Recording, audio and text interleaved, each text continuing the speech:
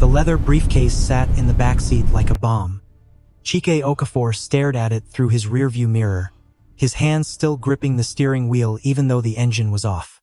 The street was quiet now. The rain had stopped. Lagos held its breath. He'd driven taxis for 11 years. 11 years of watching people climb into his backseat and climb out again, leaving behind nothing but the smell of expensive perfume or cheap beer. But this passenger had left something else. Something that didn't belong in a beaten Honda with duct tape holding the passenger door together. The passenger had been on his phone the entire ride, barking orders in English so crisp it sounded foreign. When they'd pulled up to the Echo Hotel, the man had tossed 500 naira onto the front seat without looking at Chike's face and disappeared into the building. The whole exchange had taken 90 seconds. Chike reached back slowly and pulled the briefcase onto his lap. It was heavy, real leather, the kind that cost more than 3 months of his earnings. The initials embossed in gold near the handle read, O.A. He knew those initials. Everyone in Lagos knew those initials. Obiora Adeyemi. Oil, real estate, shipping, banks. The man owned half of Victoria Island and had politicians on speed dial. His face was on billboards. His name was whispered, in traffic, in markets, in church.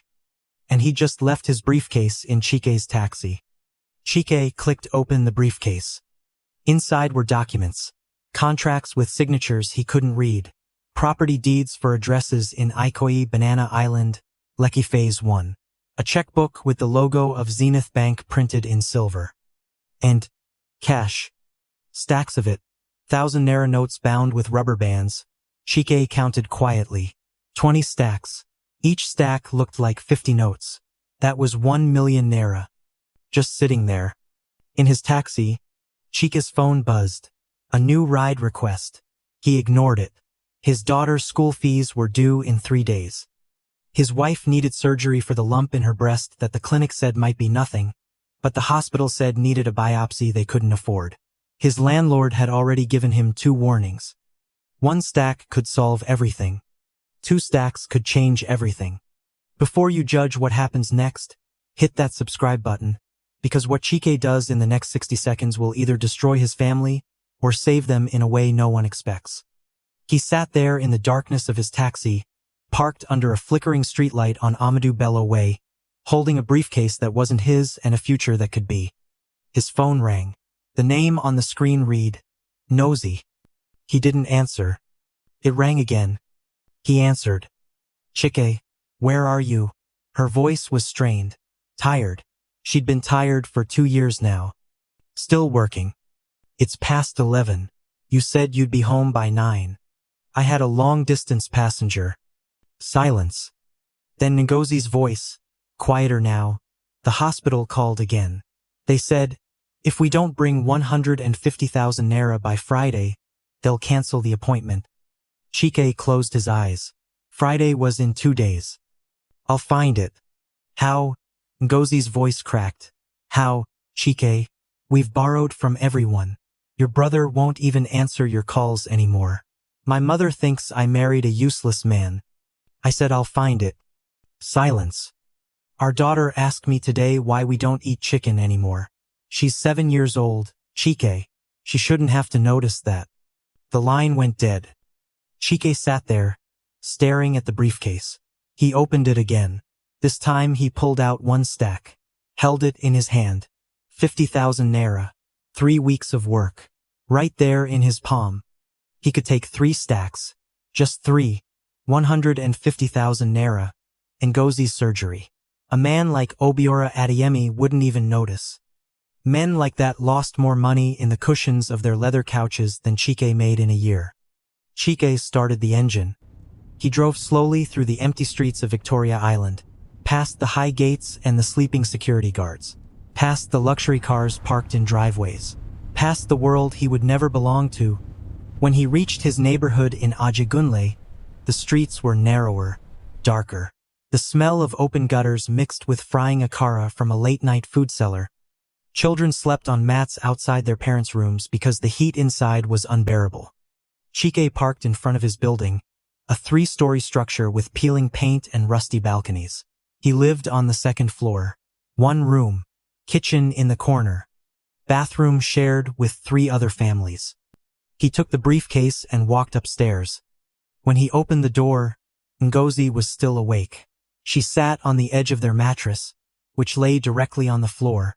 A single bulb hung from the ceiling.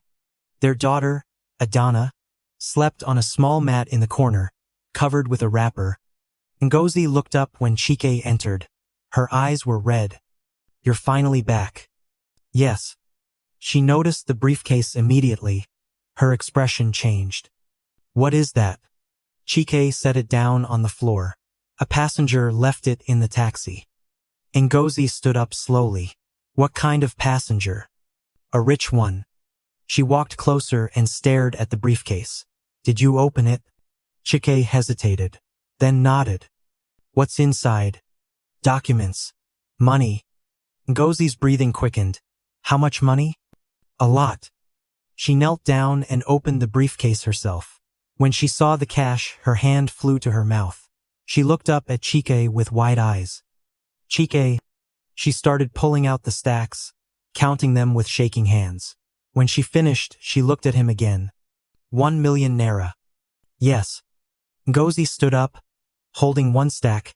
"Do you know what this means? Do you know what we could do with this?" "It's not ours." She stared at him. "What?" "It belongs to someone. I have to return it." Ngozi's expression shifted from shock to anger. "Return it?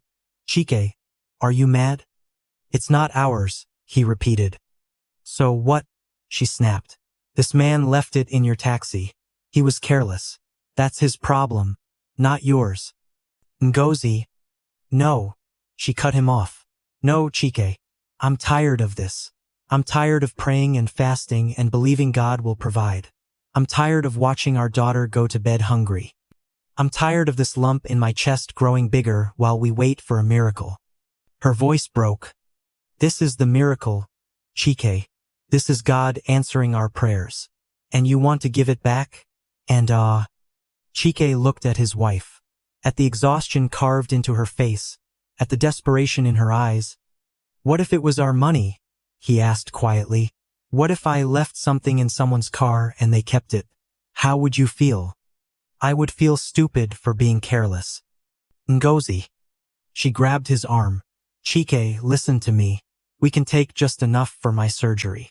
Just 150,000. The rest we return. He won't even notice it's missing." "And what do we tell Adana when she grows up? That we stole?" "We wouldn't be stealing. We'd be surviving." Chike pulled his arm away gently. "There's a difference." Ngozi's eyes filled with tears. "So you're choosing this stranger over your own family?" "I'm choosing to do the right thing." "The right thing?" She laughed bitterly. "The right thing doesn't pay hospital bills, Chike. The right thing doesn't put food on the table. The right thing doesn't send our daughter to school." She picked up the briefcase and held it out to him. "If you return this money, I swear to God, I will never forgive you." If this story is gripping your heart, subscribe now. Because the choice Chike makes tonight will haunt him for years, but not in the way you think. Stay with me. The room went silent. Adana stirred in her sleep, but didn't wake. Chike looked at his wife, at the woman he'd married 9 years ago when they were both young and stupid and thought love was enough. At the woman who'd stood by him through every failure, every disappointment, every broken promise. "I have to return it," he said quietly. Ngozi's face crumpled. She threw the briefcase at his feet and turned away. "Then go," she whispered. "Go and return it. And when you come back empty-handed, don't expect me to be here." She lay down on the mattress, her back to him, her shoulders shaking. Chike stood there for a long time, staring at the briefcase. Then he picked it up and walked out. He drove to a quiet spot near the lagoon. He parked and sat in the darkness, watching the water shimmer under the moonlight. He thought about Ngozi's words, about Adana's face when she asked why they didn't eat chicken anymore, about the landlord's warning, about the hospital's deadline. He thought about opening the briefcase one more time and taking just enough to survive. But then he thought about his father. His father had been a carpenter, a quiet man who built furniture for people in the neighborhood. He died when Chike was 15. But before he died, he'd told Chike something. A man's wealth is not in his pocket, his father had said. It's in his name. If people can't trust your name, you have nothing. Chike had carried those words for 20 years. He started the engine and drove toward Victoria Island.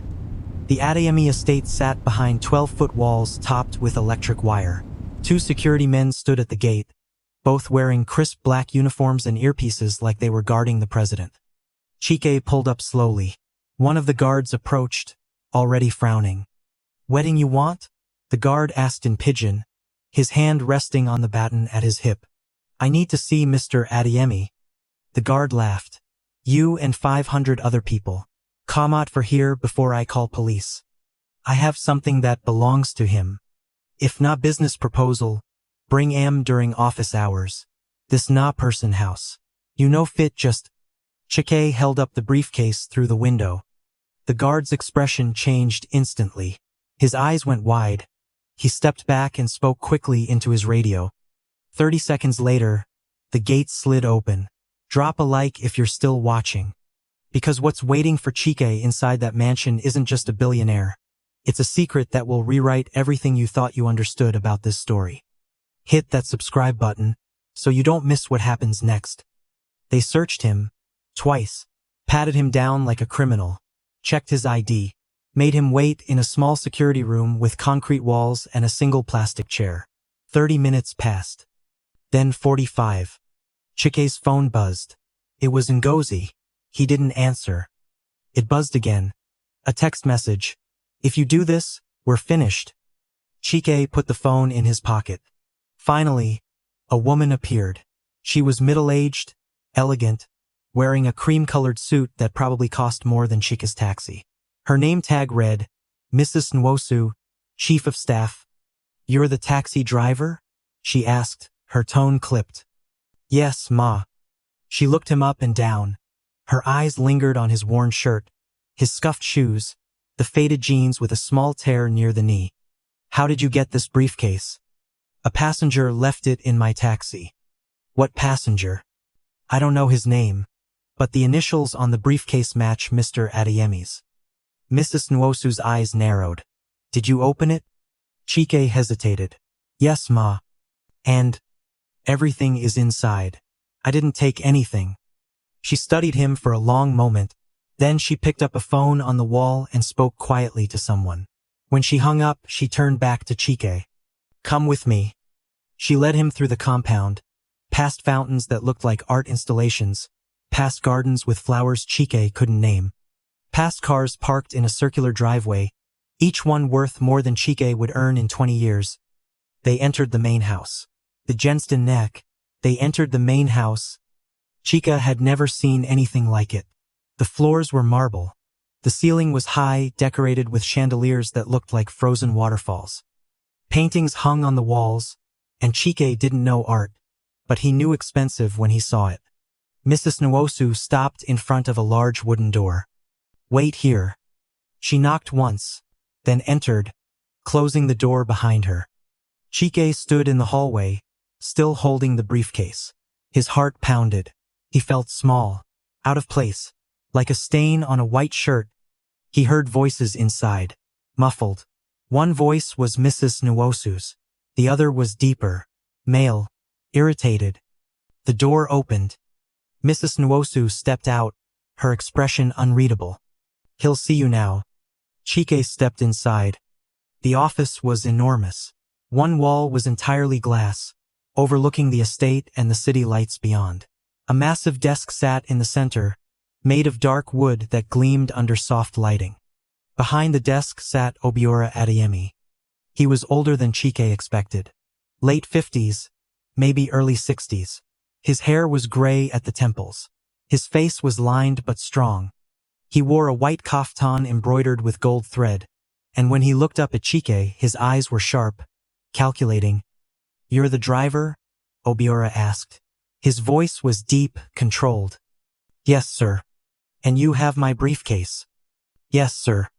Obiora gestured to Mrs. Nwosu, who took the briefcase from Chike's hands and placed it on the desk. Obiora opened it slowly. He checked the documents. flipped through the contracts, looked at the checkbook. Then he pulled out the cash and counted it. Everything was there. He closed the briefcase and looked at Chike again. Do you know what's inside this? Yes, sir. And you didn't take anything? Chike hesitated. No, sir. Obiora's eyes narrowed. Nothing at all. No, sir. Not even one note. No, sir. Obiora leaned back in his chair and studied Chike for a long moment. The silence stretched, uncomfortable, heavy. Then Obiora did something unexpected. He laughed. Not a polite laugh. A real laugh. Deep and sudden and almost bitter. You're either the most honest man in Lagos, Obiora said, or the biggest fool. Chike didn't know what to say. Obiora stood up and walked around the desk. He stopped a few feet from Chike. What's your name? Chike Okafor, sir. How long have you been driving taxis? 11 years, sir. Married? Yes, sir. I have a wife and a daughter. Obiora nodded slowly. And your wife knows you're here? Returning this money. Chike's throat tightened. Yes, sir. What did she say? Chike looked down. And paused. I know she told you not to come. Obiora's expression didn't change. But you came anyway. Yes, sir. Why? Because it's not mine. Obiora walked to the window and looked out at the city. For a long moment he said nothing. Then, quietly, my father was a taxi driver. If you didn't see that coming, smash the subscribe button. Because this is just the beginning. What Obiora tells Chike next will explain why some people stay poor forever, while others break the cycle in one generation. Chike blinked. He wasn't sure he'd heard correctly. Obiora turned back to face him. In 1983, my father drove a taxi in Surulere.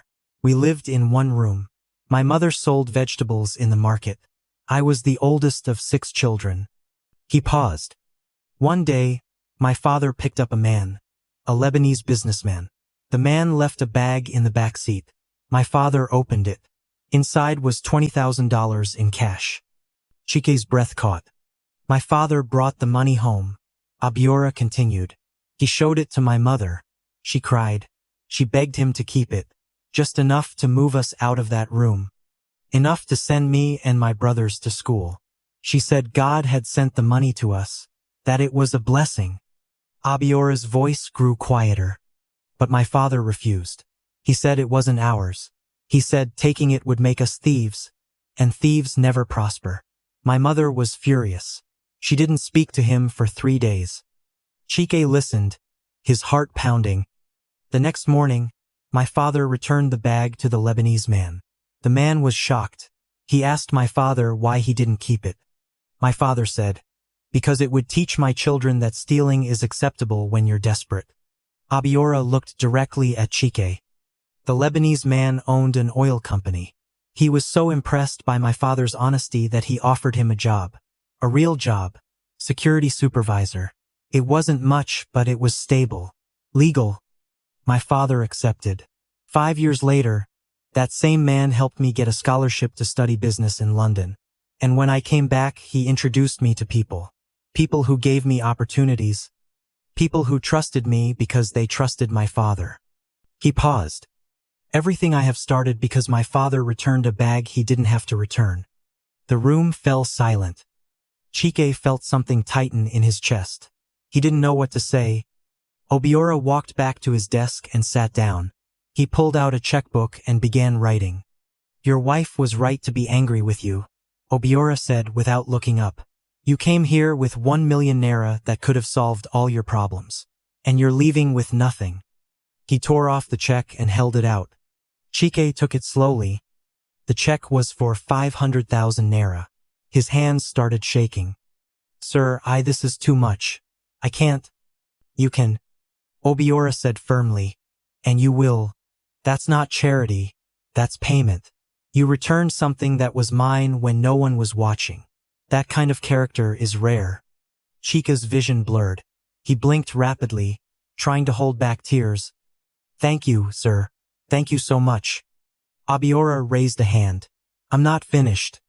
He pressed a button on his desk. Mrs. Nwosu entered immediately. I want you to take Mr. Okafor's information. Tomorrow morning, have HR draft an employment contract. He'll be joining us as a trainee site supervisor in the construction division. Salary starts at 250,000 naira per month. Chika's legs nearly gave out. Sir, I don't understand. You will, Obiora said. I'm not giving you this job because I'm kind, Chike. I'm giving it to you because I see something in you that I haven't seen in 20 years. My father had it, and it's the only thing worth more than all the money in that briefcase. He stood and extended his hand. Report Monday morning, 7 a.m. Don't be late. Chike shook his hand, his entire body trembling. Yes, sir. Thank you, sir. As Chike turned to leave, Obiora called after him. Chike. He stopped and turned back. One more thing. Yes, sir? Go home to your wife. Give her that check. Tell her she was right to be angry. Tell her you understand why she wanted you to keep the money. And then tell her this. The reason you didn't keep it wasn't because you're foolish. It's because you're building something more valuable than money. You're building a name your daughter can be proud of. Chike nodded, unable to speak. He walked out of the office, through the mansion, past the fountains and the gates and the guards, and back to his taxi. He sat in the driver's seat and looked at the check in his hand. Then he started the engine and drove home. When Chike opened the door to their room, Nosy was still awake. She sat in the same position, her back against the wall, her arms wrapped around her knees. She looked up when he entered.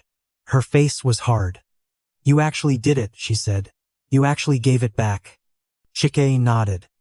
Ngozi laughed bitterly. So now what? We wait for another miracle? Chike walked over and knelt down in front of her. He pulled out the check and placed it in her hands.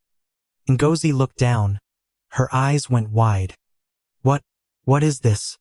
Payment, Chike said quietly, for returning the briefcase.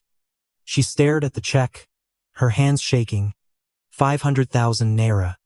Yes, one. Tears started rolling down her face. And there's more, Chike continued. I have a job, a real job, with Adiemi Holdings. Starting Monday, 250,000 naira per month. Ngozi covered her mouth with both hands. She looked at Chike, then at the check, then at Chike again. I don't understand. The man whose briefcase I returned, Chike said. His father was also a taxi driver. And his father also found money that didn't belong to him. And his father also returned it. And that decision changed everything. Ngozi's tears fell faster now. I'm sorry, she whispered. I'm so sorry, Chike. I was wrong. I was so wrong. Chike pulled her into his arms and held her tightly. You weren't wrong to want to survive, he said. You were just scared. And I understand. They sat there together on the floor of their one-room apartment, holding each other, crying together, while their daughter slept peacefully in the corner. 6 months later, Chike stood on a construction site in Lekki, wearing a hard hat and a vest with the Adiemi Holdings logo. He was no longer a taxi driver. He was a trainee supervisor learning how buildings rose from the ground. He worked 12-hour days. He studied at night. He asked questions until his supervisors got tired of answering. But he learned. One afternoon, Obiora visited the site unannounced. He found Chike reviewing blueprints with the site engineer, pointing out a measurement that didn't match the specifications. You're right, the engineer admitted, surprised. Good catch. Obiora smiled. Later, he called Chike into the site office. You're doing well. Thank you, sir. I'm trying. Obiora nodded. I want to tell you something, Chike. Something I didn't tell you that night. Yes, sir? The Lebanese man who gave my father a job. His name was Mr. Kamal. He died 10 years ago, but before he died, he called me to his bedside. He told me that the day my father returned his money was the day he learned something important. What did he learn, sir? That integrity can't be bought. It can only be recognized. And when you recognize it, you invest in it. Obiora paused. That's what I'm doing with you, Chike. I'm investing in your integrity, because men like you are rare, and rare things are valuable. Chica's throat tightened. I won't let you down, sir. I know you won't. 3 years later, Chike stood in a new house in a quiet part of Ikeja, 3 bedrooms, a small yard, a gate that locked. It wasn't a mansion, but it was his. Ngozi stood beside him, healthy now, the surgery long behind her. Adana, now 10, ran through the house excitedly, choosing which room would be hers. That evening, after Adana went to bed, Chike and Nosy sat on their small balcony. Do you ever think about that night? Nosy asked. The night you found the briefcase? Chike nodded. Every day. Do you ever wonder what would have happened if you'd kept the money? Chike looked at her. Yes. And we would have survived. Maybe for a year, maybe 2. But eventually the money would have run out, and we'd be right back where we started. He paused. But because I returned it, we didn't just survive. We changed. Everything changed. Ngozi rested her head on his shoulder. I'm proud of you, she whispered. I'm proud of the man you are. Inside the house, Adana slept peacefully in her own bed, in her own room, in a house her father had earned not by taking what didn't belong to him, but by giving back what did.